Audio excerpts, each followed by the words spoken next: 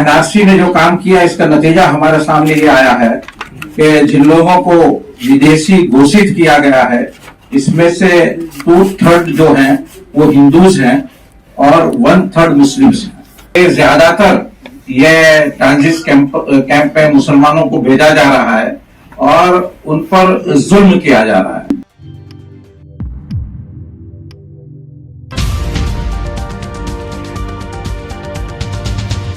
अभी कुछ दिनों पहले आसाम में 28 मुसलमानों को जो असम के बारपेटा के थे और बंगाली स्पीकिंग मुस्लिम्स थे उनको विदेशी ट्रिब्यूनल ने विदेशी घोषित किया और उनको ट्रांजिट कैंप्स में भेज दिया गया है।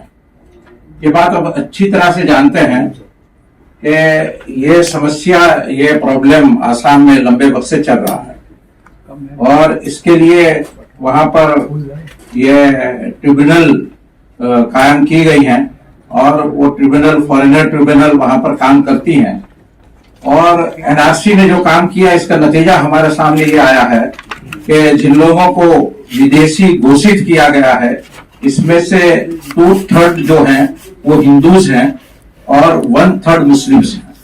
इसके बावजूद भी देखा यह गया है कि ज्यादातर ये ट्रांजिट कैंप में मुसलमानों को भेजा जा रहा है और उन पर जुल्म किया जा रहा है। असल में न्यायिक प्रक्रिया जैसी होनी चाहिए वैसी न्यायिक प्रक्रिया नहीं हो रही है। फॉरेनर ट्रिब्यूनल जो है वो बायस्ड डिसीजन ले रहे हैं और जिस तरह से उनको काम करना चाहिए वो काम नहीं करते हैं। इलीगल और डाउटफुल वोटर्स के नाम पर वायलेशन ऑफ फंडामेंटल राइट्स वहां पर हो रहा है। तो ये बहुत चिंता का विषय है।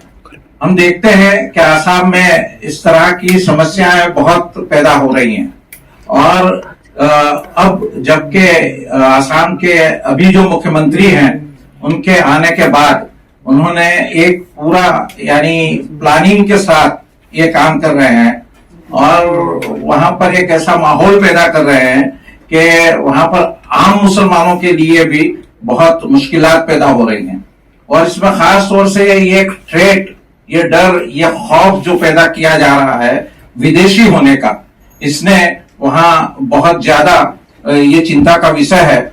और हम देखते हैं कि विशेषकर जो मुस्लिम समुदाय वहां का है जिनको मियां बंगाली मुसलमानों के नाम से पुकारा जाता है उन पर यानी इस तरह से असंगत रूप से आरोप लगाकर और गलत तरीके से उनको ट्रांजिट कैंपस में भेजा जा रहा है और उनके इतने गरीब हैं, इलिटरेट हैं, अनपढ़ हैं, उनके रिसोर्सेज नहीं हैं, यहाँ तक कि वो कोर्ट तक भी मूव नहीं कर सकते हैं।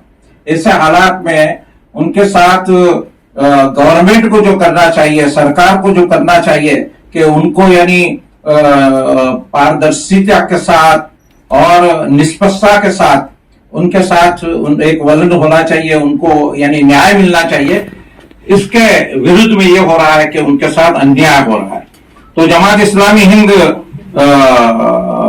ये उनकी तत्काल रिहाई की मांग करती है और ये भी मांग करती है कि जिस तरह से ये ट्रिब्यूनल काम कर रही है वो ट्रिब्यूनल को यानी अनबायस काम करना चाहिए और इसको यानी न्यायपूर्ण तरीके से इसको अपना काम अंजाम देना चाहिए।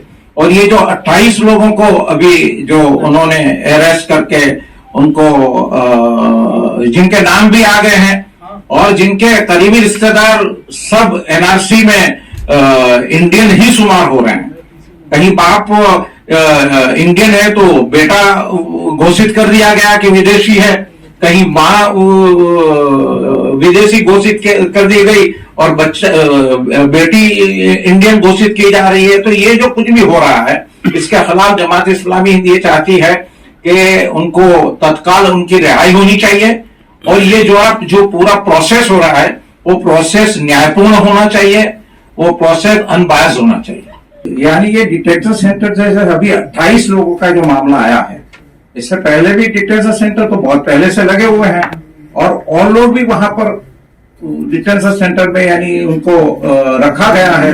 तो इस पर काम पहले भी हुआ है, एमनेस्टी इंटरनेशनल को भी मालूम है और ये प्रॉब्लम जो है वो इंटरनेशनल प्रॉब्लम है। तो जमात भी इस पर काम कर रही है, दूसरे लोग भी काम कर रहे हैं और इसके खिलाफ मुसलसल ये कोशिशें हो रही हैं। लेकिन हम देखते हैं कि इसके बावजूद भी जो कुछ भी हो रहा है, इंजीनियर साहब ने भी कहा कि दूसरे जो कुछ भी प्रॉब्लम है इसमें जो हो रहा है वो हमारे सामने है। इसी तरह से आसाम का जो मामला है वो दिन जैसे गुजरते जा रहे हैं ऐसे और ज्यादा वहां पर प्रॉब्लम हो रहा है। जैसे ये कहा गया कि यानी आसाम का मुख्यमंत्री खुद ये कह रहे हैं कि मुसलमानों के साथ यानी व्यवहार, आर्थिक व्यवहार नहीं करना चाहिए। वो देश के जो लोकतांत्रिक देश है, बिन सांप्रदायिक देश है, वहां का कोई मुख्यमंत्री, चीफ मिनिस्टर अगर ये बात करता है तो इससे ज्यादा चिंताजनक क्या बात हो सकती है। वो आगे बढ़कर उन लोगों को करना चाहिए कि जो कुछ भी यानी हमारी बिन सांप्रदायिकता देश की है या लोकतांत्रिक देश का है, इसको पहले खत्म करे, इसके बाद उनको जो करना है वो करे। लेकिन वहां बैठकर ये कर रहे हैं और इसके बावजूद भी हम देखते हैं कि न कोर्टें संज्ञान ले रही हैं, न गवर्नमेंट यानी ऊपर की गवर्नमेंट कुछ कर रही है। तो ये एक यानी बिल्कुल वेल प्लान सारी चीजें हो रही हैं। इसका एक हिस्सा आसाम है और आसाम में ये बहुत ज्यादा हो रहा है। तो ये डिटेंशन आसाम में जो आज 28 का हुआ है वो तो ऐसे नामों के साथ डिक्लेयर हो गया, नहीं तो वहां ये नई बात नहीं है, वो मुसलसल हो ही रहा है वहां पर और उसके खिलाफ जो कार्रवाइयां होनी चाहिए वो कार्रवाइयां भी हो रही हैं। पूरी डिटेल्स भी है, अभी एग्जैक्ट मैं यानी आपको नहीं बता सकता हूं।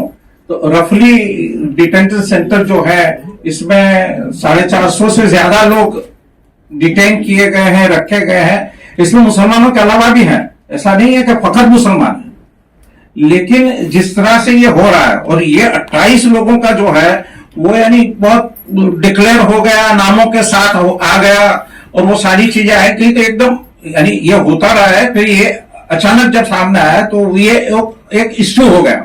तो ये डिटेंशन सेंटर पर वहां है ही और इस पर यानी ये लोगों को डिटेन कर रहे हैं। लेकिन अभी जिस तरह की यानी मूड में वहां की गवर्नमेंट भी है या तो वहां की ट्रिब्यूनल जो है वो जो ट्रिब्यूनल जो काम कर रही है वो इस पर बहुत सारी आशंकाएं पैदा हो रही है। फिलहाल इन तस्वीरों में इतना ही दोस्तों, आगे फिर मुलाकात होगी आपसे किसी ऐसी खबर के साथ। तब तक के लिए जय हिंद, धन्यवाद।